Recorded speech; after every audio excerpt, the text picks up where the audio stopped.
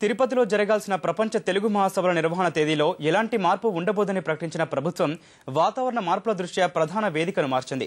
ముందుగా నిర్ణయించిన సభా వేదిక ప్రాంతం అవిలాల మైదానం పూర్తిగా జలమయం అవడంతో శ్రీ వెంకటేశ్వర వెటరనరీ విశ్వవిద్యాలయానికి మార్చుతూ నిర్ణయం తీసుకుంది. ప్రపంచ తెలుగు మహాసభలకు ఆదిలోనే హంసపాద ఎదురైంది. తిరుపతిలో ఈ నెల చివరి వారంలో 3 రోజుల పాటు జరగాల్సిన మహాసభల వేదిక వర్షం కారణంగా మారనుంది. ముందుగా నిర్ణయించిన మహాసభల వేదిక అవిలాల మైదానం వర్షపు నీటితో పూర్తిగా జలమయం అవడంతో ఆర్భాటంగా ప్రారంభించిన పనులు ఆగిపోయాయి.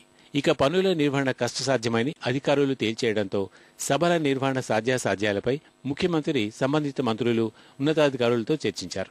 అధికారులు నెల రోజుల గడువు కోరినప్పటికీ ప్రకటించిన తేదీల్లోనే జరపాలని ముఖ్యమంత్రి పేర్కొన్నారు. ఫలితంగా అవిలాల మైదానానికి ప్రత్యామ్నాయంగా వేదికను శ్రీ వెంకటేశ్వర విశ్వవిద్యాలయానికి మార్చారు.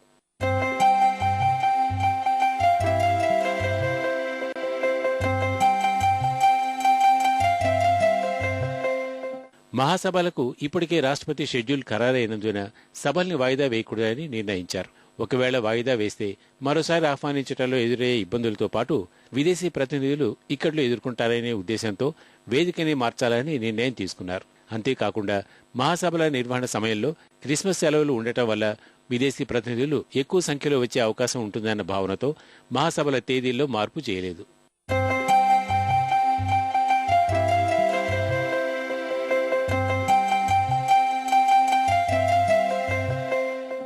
వేదిక మార్పు ఫలితంగా నిర్వహణ పనులకు ఇప్పటిదాకా వెచ్చించిన దాదాపు 75 లక్షల రూపాయల నిధులు వర్షార్పణం అయ్యాయి. 37 ఏళ్ల తర్వాత రాష్ట్రంలో జరుగుతున్న ఈ మహాసభలకు ప్రభుత్వం విస్తృత కసరత్తు చేసిన సభాస్థలిని ఎంపిక చేసినప్పుడు వర్షాలు పడితే ప్రత్యామ్నాయం ఏమిటన్నది ఎవరూ ఆలోచించని ఫలితమే ఈ గందరగోళానికి కారణంగా భావిస్తున్నారు.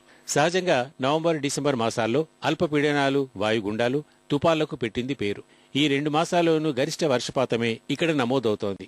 ఇవన్నీ దృష్టిలోకి తీసుకోకుండా డిసెంబర్ మాసంలో మహాసభలకు ముహూర్తం నిర్ణయించడం వల్లే ఇన్ని ఆటంకాలన్నది కొందరు అధికారుల భావన.